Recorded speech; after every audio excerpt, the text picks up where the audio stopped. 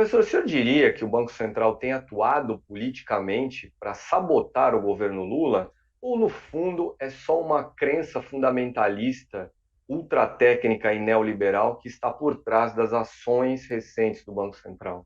Olha, é difícil assim responder peremptoriamente, mas penso que é uma combinação da visão ortodoxa e não somente este presidente, mas inclusive outros presidentes, né, atribuem justamente ao papel do Banco Central. É bom sempre lembrar que a trajetória dos presidentes do Banco Central representa uma espécie de cadeira giratória, são personagens que vêm, em geral, do setor privado, operam em bancos ou fundos de especulação e vão para o governo, para o Banco Central e depois retornam à sua atividade. Então, há uma ligação muito próxima aos segmentos de onde eles são originários.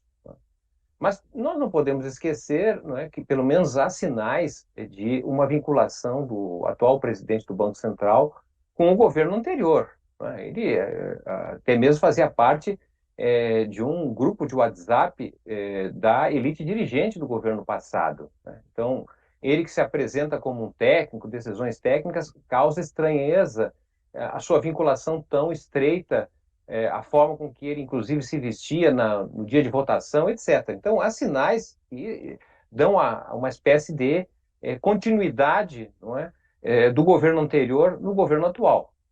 Agora, é importante também chamar a atenção que o governo do presidente Lula convive com uma certa continuidade, talvez sem o continuismo, porque é um governo que está, a meu modo de ver, buscando transitar, não é, da herança que o golpe de 2016 impôs. Vamos lembrar que o ciclo político da Nova República, pelo menos até 2015, 2016, era reconhecido como um presidencialismo de coalizão. Um presidente que ganhava a eleição e compunha com partidos, enfim, a sua base parlamentar.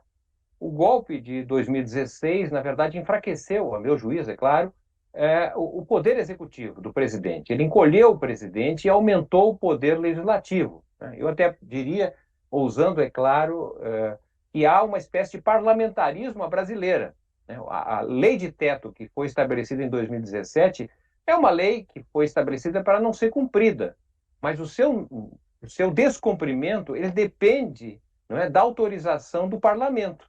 E ao permitir que presidentes anteriores pudessem, na verdade, furar o teto de gastos só com os beneplácitos e os benefícios que os parlamentares tiraram. Penso que o presidente está operando com grande maestria, não é? Com um compromisso entre não, digamos assim, confrontar a antiga elite, não é?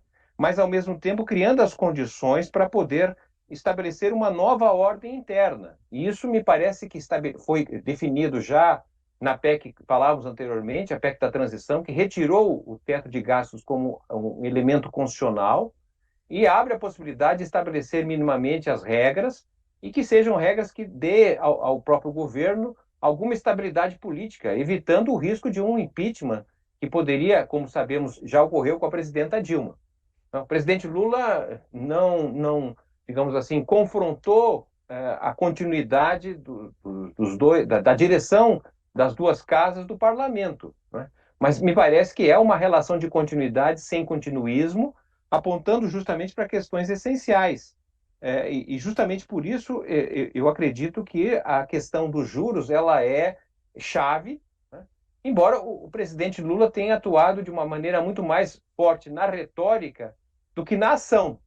Na ação, obviamente, teria alternativas a serem feitas, mas me parece um governo que não confronta a elite antiga, mas está criando as bases para uma nova ordem interna. E o Conselhão me parece um ponto importante desta rearticulação do governo com a sociedade civil, buscando musculatura para poder, talvez um pouco mais à frente, fazer a disputa-chave, especialmente no que diz respeito à questão da trajetória do país para os próximos anos.